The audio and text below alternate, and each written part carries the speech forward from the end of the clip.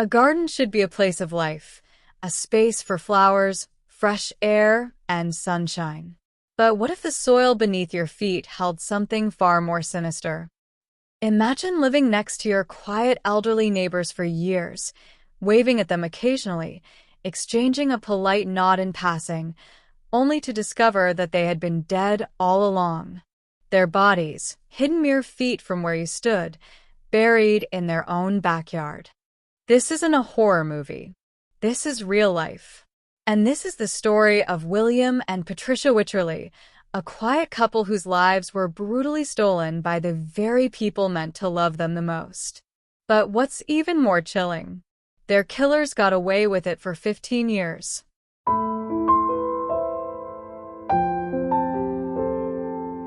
October 2013. A small, peaceful neighborhood in Mansfield, Nottinghamshire, England. The kind of place where everyone minds their business, where nothing particularly exciting ever happens. But that changed when authorities unearthed a horrific secret from beneath a home's well-maintained backyard garden. Skeletal remains, 2 bodies buried side by side, wrapped in cloth, undisturbed for over a decade. The identities of the deceased? William and Patricia Wycherley, an elderly couple who had seemingly vanished without a trace in 1998. William and Patricia were an elderly, quiet couple. William was a former Merchant Navy serviceman and had a reputation for being reserved, and Patricia was much the same. They had no real social life, no close friends, and very little contact with the outside world. In fact, only 2 photos were ever found of William and none of Patricia. They lived a simple life, paying their bills on time, keeping their home neat and tidy, and generally avoiding unnecessary attention. To their neighbors, their disappearance in 1998 wasn't immediately alarming. They had always kept to themselves, after all. Maybe they had moved away, or maybe they had gone traveling. At least, that's what people were led to believe. For the next 15 years, there were no missing persons reports, no concerned family members looking for them, no police knocking on the door to check if they were all right. Instead, someone else was living in their place, not physically, but financially. Their names were still on official documents. Their bank accounts remained active. Their pension checks were still being cashed. Someone was making sure that William and Patricia Wycherley, at least on paper, were still very much alive. But why? Enter Susan and Christopher Edwards. Susan, the Wycherleys' only daughter, and her husband Christopher, were not your typical criminals. They weren't ruthless gangsters or hardened killers. In fact, by all accounts, they were unremarkable, just a married couple struggling with financial problems. Susan Edwards was a librarian, and her husband Christopher, a bookkeeper. But beneath their quiet and unassuming facade was a dangerous mix of desperation, deceit, and illusion. Susan and Christopher had one shared passion: Hollywood. They were obsessed with classic films and memorabilia. Posters, signed photographs, and rare collector's items, these things meant everything to them. But their obsession wasn't cheap. They had spent themselves into a financial hole, drowning in debt. And when they realized they had nowhere left to turn, they made a chilling decision. They wouldn't just ask for help. They would take what they felt they were owed. And the price? William and Patricia Wycherley's lives. The crime was carefully planned. In May 1998, during the bank holiday weekend, Susan and Christopher Edwards visited the Wycherleys. It was a normal visit until it wasn't. At some point during their stay, they pulled out an old World War II revolver, shot William twice, then turned the gun on Patricia and shot her as well. 2 shots each. No struggle, no witnesses, just silence. And then, methodically, they wrapped the bodies in duvets, dragged them out to the backyard, and buried them beneath the soil. William was 85 years old, and Patricia was 63 years old at the time, but from then on, it was as if the Wycherleys had never existed. With the Wycherleys gone, Susan and Christopher immediately took over their identities. They drained the Wycherleys' accounts and took ownership of their possessions.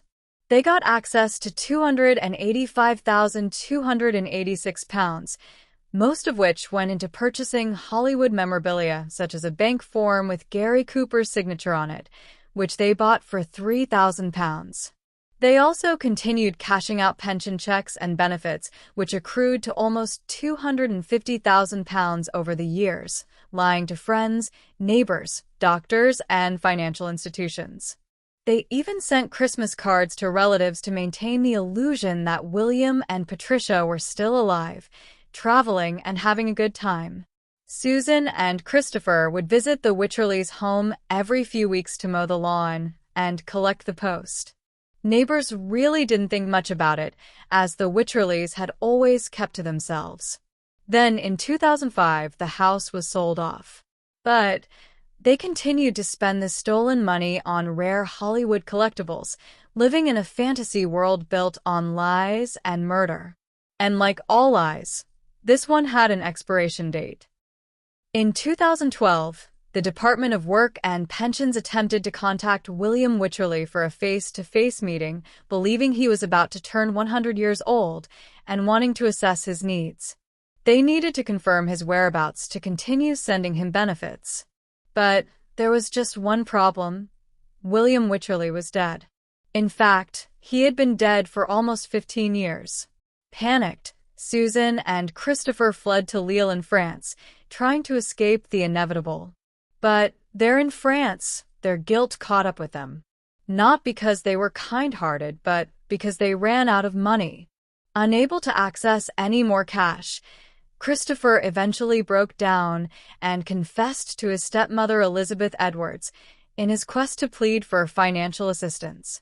He claimed Mrs. Wycherley had shot her husband, and then, under provocation, Susan had shot her mother. Elizabeth Edwards, shocked at what she had just heard, wasted no time alerting the police. To the police, an 80-year-old woman contacting them, claiming two people had been murdered and buried for almost 15 years was strange, but like any intel they got, an investigation was consequently launched. It was established that Susan Edwards' parents, William and Patricia Wycherley, had not been seen since 1998.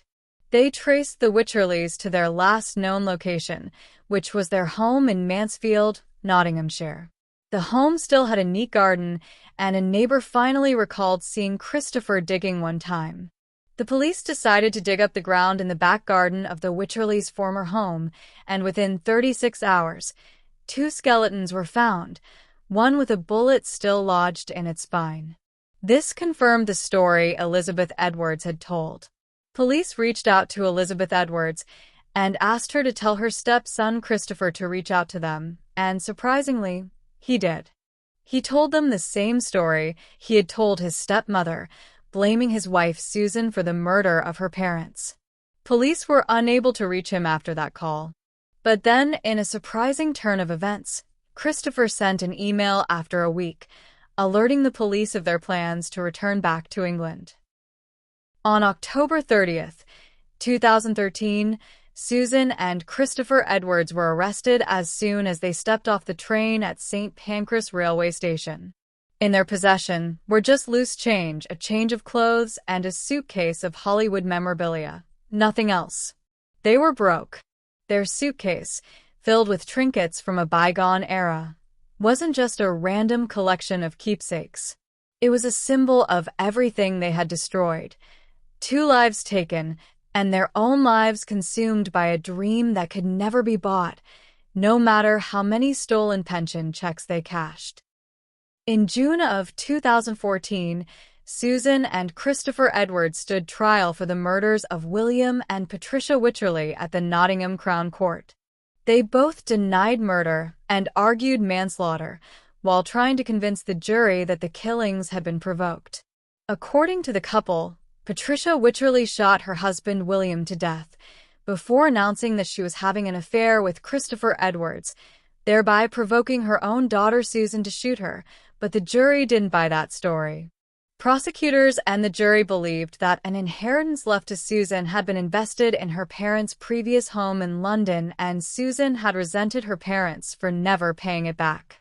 Both were convicted of murder and sentenced to life in prison, with a minimum term of 25 years before parole. In 2015, Susan Edwards appealed her sentence on the basis of provocation. She claimed her father had sexually assaulted her, and so she was angry looking at him, which led to her shooting him. Her appeal was rightfully dismissed by the Court of Appeal.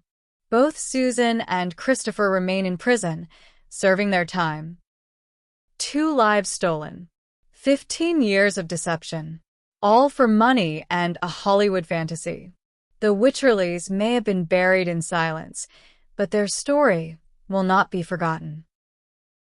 Thank you for watching. If you found this story chilling, make sure to like, subscribe, and hit the notification bell. And if there's a case you think deserves to be told, let me know in the comments.